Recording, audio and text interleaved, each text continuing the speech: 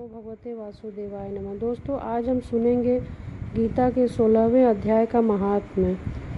श्री कृष्ण जी बोले, हे कुरुनंदन, अभय शुद्ध सतोगुणी होना, ज्ञान योग निष्ठा, दान इंद्रिय दमन, यज्ञ करना, तप सरल, अहिंसा, सत्य, क्रोध त्याग, शांति, चुगली न करना, सब प्राणियों पर दया, तृष्णा से बचना, कोमल स्वभाव, लज्जा, चपलता का त्याग, तेज, क्षमा, धृति, पवित्रता, द्वेष रहित, अभिमान न करना, दैवी संपत्ति के सन्मुख जन्म धरने वाले को ये सब गुण मिलते हैं। हे पार्थ, दंभ, दर्प, अभिमान, क्रोध, कटु भाषण और अज्ञान ये सब आसुरी संपत्ति के सन्मुख जन्म लेने वाले को प्राप्त होते हैं।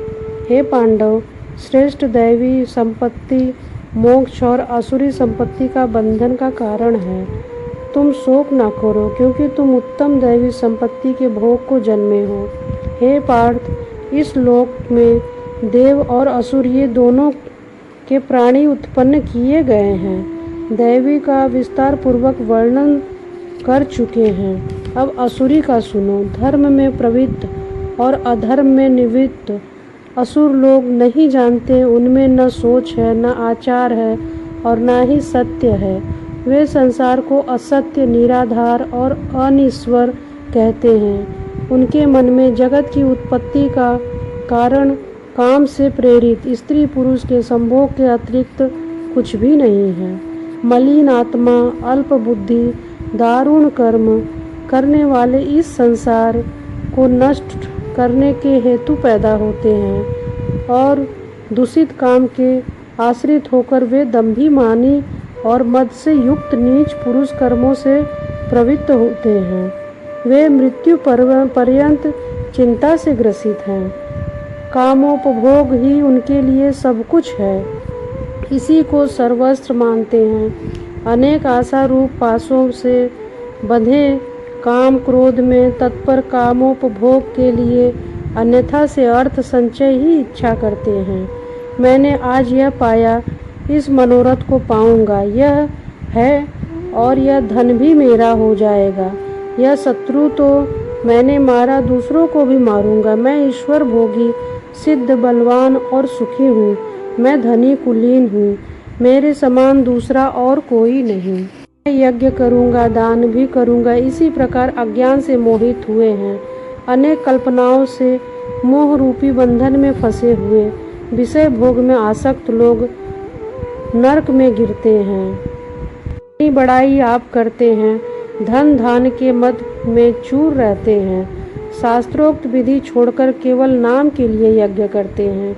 ये अहंकार, बल, घमंड, काम और क्रोध से युक्त हैं तथा अपनी औरों की देह में स्थित मुझसे द्वेष रखते हैं तथा मेरी निंदा करते हैं।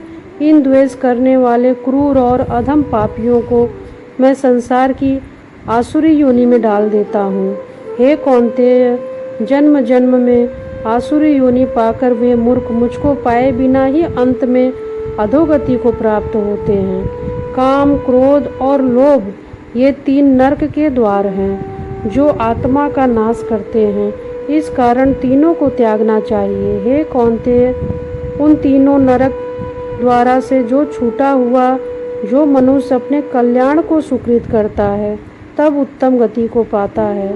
जो शास्त्रोक्त विधानों को छोड़कर स्वेच्छानुसार कर्म करता है वह सिद्धि को नहीं पाता है, सुख को नहीं पाता है, परम गति को नहीं पाता है।